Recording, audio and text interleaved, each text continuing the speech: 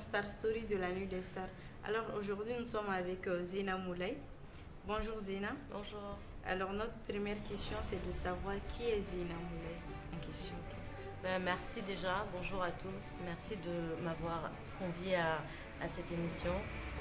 Donc Zaina Moulay, c'est une jeune femme malienne qui est aujourd'hui gérante d'un cabinet de conseil et d'intermédiation et aussi co-fondateur d'une boutique qui s'appelle Miwanzi, qui fait un peu de la lingerie et une cabine esthétique.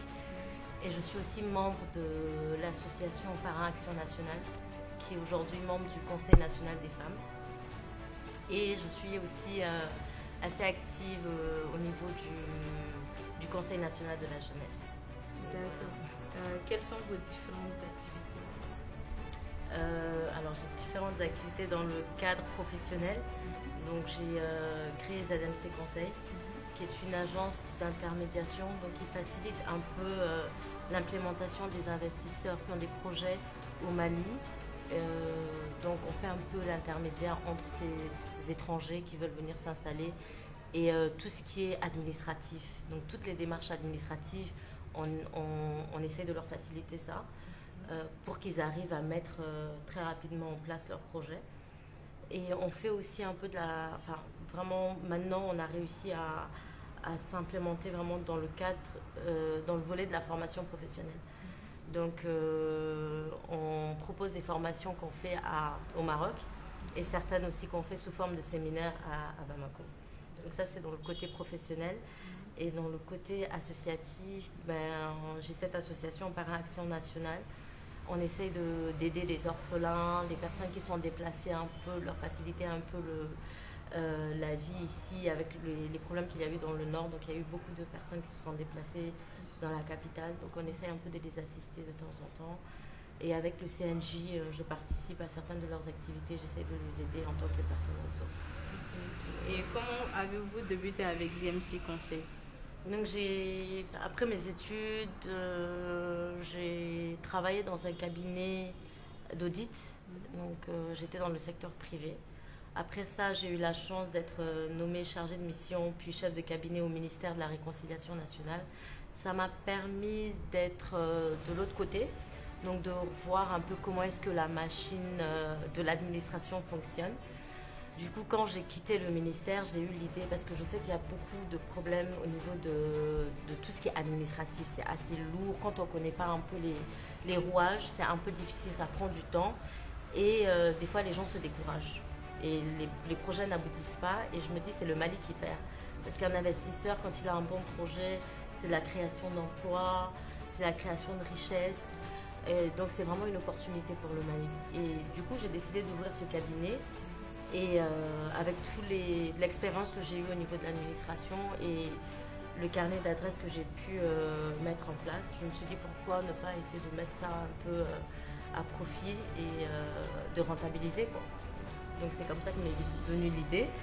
Donc j'ai fait ça et j'ai voulu rajouter aussi le volet formation professionnelle parce que pour moi la formation c'est vraiment quelque chose d'important. Quelles sont les difficultés que vous avez eu à rencontrer avec ZMC Conseil? Comme toute personne qui se lance, je pense qu'on vous dira c'est déjà de se lancer. C'est déjà d'y aller. Ça, je pense, c'est l'étape la plus difficile.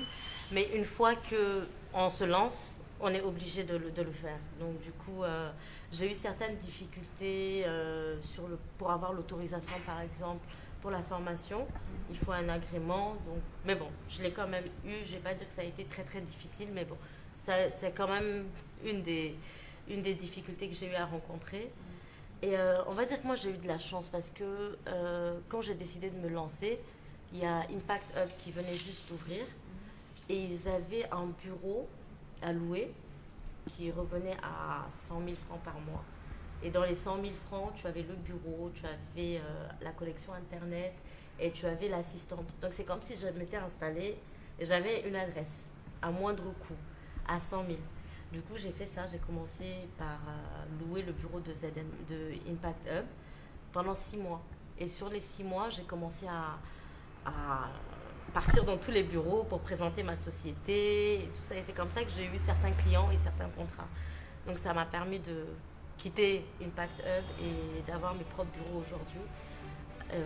Donc voilà, les premières difficultés, je me dis, c'est vraiment d'avoir le courage de se lancer, de quitter un emploi plus ou moins stable, le confort, quoi, la sécurité, pour aller se mettre dans un peu le néant parce qu'on ne sait pas vraiment si ça va marcher, ça va pas marcher. Je pense que la première difficulté, c'est celle-là. Une fois que ça s'est passé, tout va aller. D'accord. Parlez-nous un peu de vos réalisations en dehors de ZMC Conseil. En dehors de ZMC, il y a ce projet personnel que j'ai fait avec un membre de ma famille, une cousine. On a ouvert une boutique qui fait un peu de la lingerie et qui vend des produits pour hommes et femmes. Et une cabine d'esthétique en fait. Donc on est 3, il y a une esthéticienne, 3 femmes. On a décidé de se mettre ensemble et de créer ça. Donc en plus de ça, donc, je vous ai parlé de l'association aussi sur laquelle je suis assez. D'accord. Vous êtes ambassadrice à la Nuit des Stars. Qu'en pensez-vous? Déjà c'est un honneur. C'est un honneur pour moi et je trouve que c'est une très belle initiative parce que aujourd'hui, je trouve que il manque un peu ce genre de structure ou d'événements qui puissent faire ressortir le talent de certaines personnes et faire ressortir un peu le mérite surtout parce que c'est important. Et ça permet à ces personnes qui travaillent tous les jours, ces entrepreneurs ou ces sportifs de haut niveau, ces stars qui travaillent, c'est pas facile, hein. Les gens on voit comme ça et tout, on pense que c'est chose facile. Non, c'est un travail derrière. Et je trouve que c'est une très bonne chose de les honorer en une soirée. C'est peu, mais c'est déjà bien. Et de leur accorder ce mérite, quoi. Je pense que c'est vraiment une bonne chose et c'est vraiment à encourager. D'où ma présence ici. Ouais. Ok. Un mot de fin pour motiver les jeunes qui aimeraient vous avoir comme modèle. Je ne sais pas si je suis un modèle, mais... Bien sûr. Alors, un mot, ce serait pour les jeunes, c'est de se former.